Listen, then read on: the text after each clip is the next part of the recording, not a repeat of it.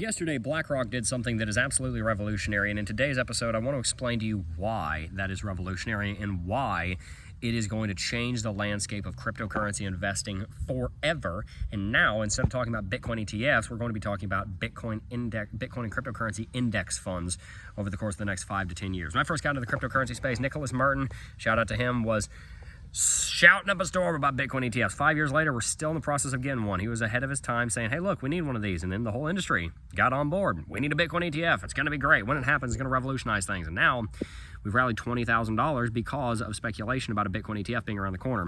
The next phase of the conversation for cryptocurrency goes a little bit like this. We don't just need a Bitcoin ETF. We need securitized exchange-traded products around the blue chip cryptocurrencies. We're talking Ethereum, we're talking Chainlink, we're talking Cardano, we're talking Solana, we're talking XRP, we're talking Binance.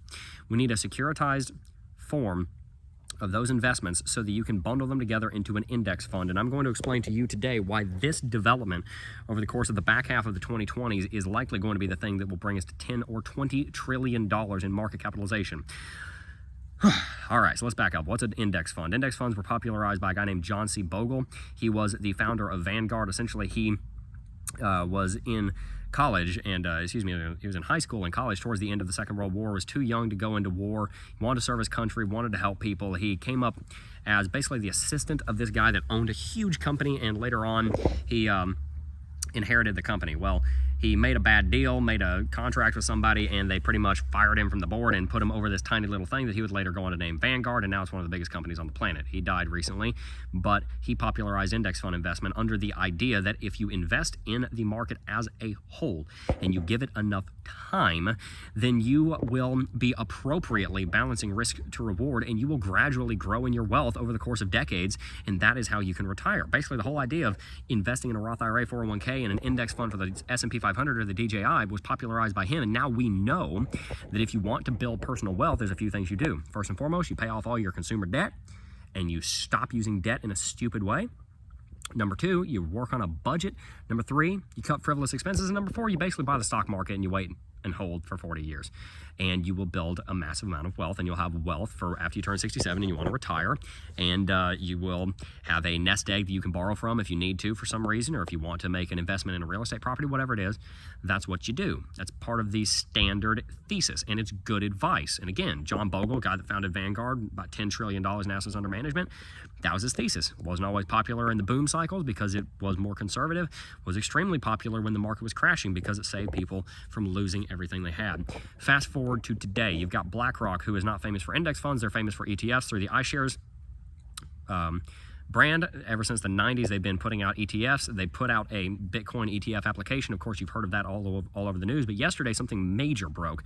They filed for an Ethereum trust with a court in Delaware.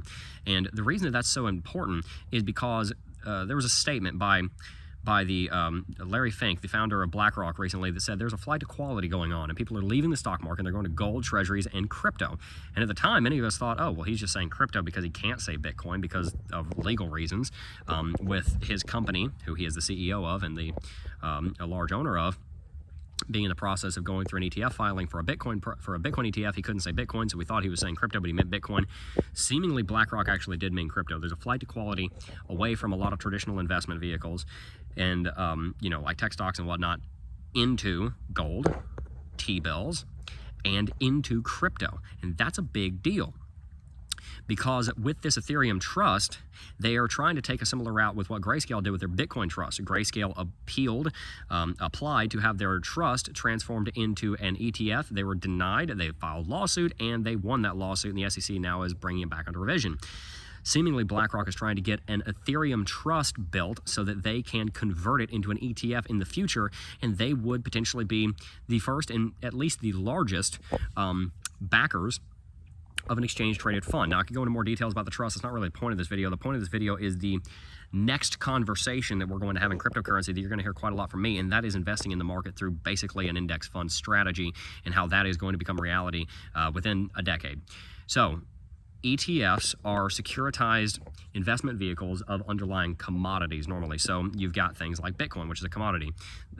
Blackrock is arguing that Ethereum is a commodity, and so they want to securitize that and have it tradable through an ETP later on, an ETF on a stock exchange. When you take a bunch of ETFs or other securitized investment contracts, you can build an index fund. The S&P 500 is just one giant index fund. In fact, it's not just one index fund. Pretty much every exchange has their own S&P 500 index fund. Top 500 companies in the stock market. You're going to see as the dominoes start to fall and we get a Bitcoin ETF, and then eventually we get Ethereum ETPs, and eventually we get a Chainlink or a Cardano or a Binance ETP, hopefully an ETF, you're going to see securitization of these commodities.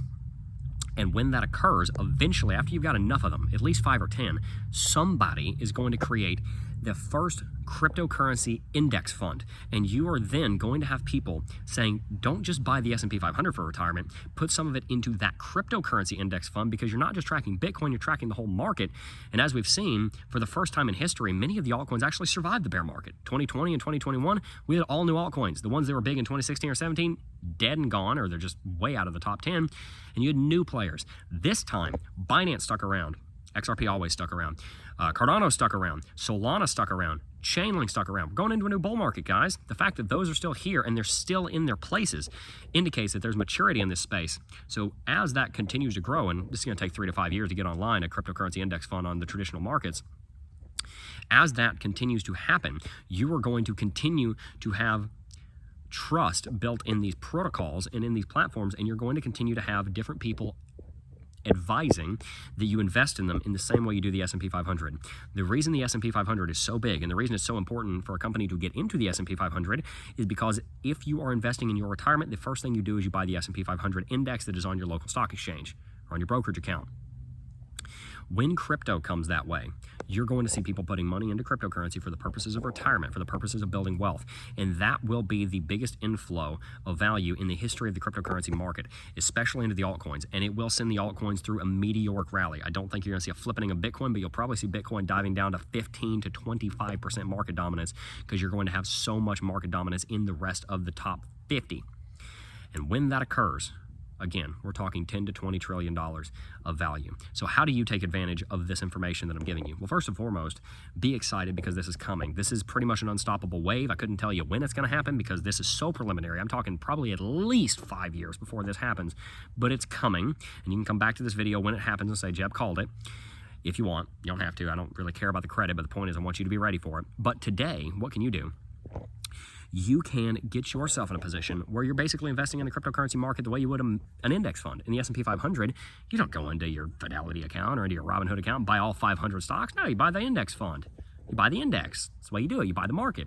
In crypto, that doesn't exist, so you got to do it manually. You go in, you buy some Bitcoin, you buy some Ethereum, you buy some Chainlink, you buy some Cardano, you buy some, I would say Litecoin, but I don't know if I'd recommend Litecoin. You buy some Solana, you buy some, I'm not sure if I said XRP, you buy some XRP, you buy some Avalanche, whatever it may be, and you set yourself up an index fund, and you are the active manager of it. Is it a lot of work?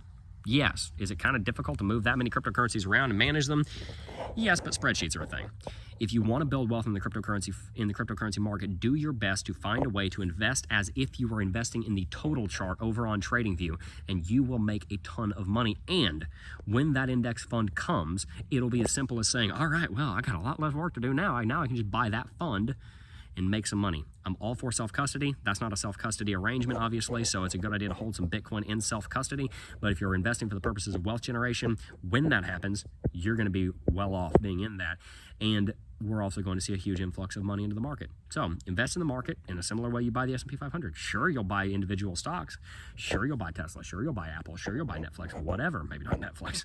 But whatever it is that you're going to buy, Amazon. But you start off with a base of maxing out your Roth IRA, taking your 401k match, maxing that out because you got tax advantages, and then after you've got that stability, long-term growth, and security, then that's where you buy individual stocks. In crypto, set yourself up an index fund, kind of like that, and then if you want to buy individual cryptocurrency on top of that, go for it. Do it. Buy what you believe in, but invest in a broad-based fund-style strategy in the cryptocurrency market, because there are enough blue-chip cryptos that have proven they can survive a bear market. So the next time a bear market comes, won't be a bad idea to still be in them. Hopefully you enjoyed this video. This is a great way to 10 or 20x your wealth in crypto. So Continue to invest in the cryptocurrency space. Continue to abide by sound personal financial principles, because many people think they're going to get rich in personal finance while they have no budget and they have a bunch of crippling debt. I'm sorry, but you got to get those things figured out as well, and be wise about your money. How do you be wise? Well, you understand what you're investing in, because we know the wisdom dwelleth in the heart of him that hath understanding. That's Proverbs 14:33. Make wise financial decisions and you will be successful financially. Peace.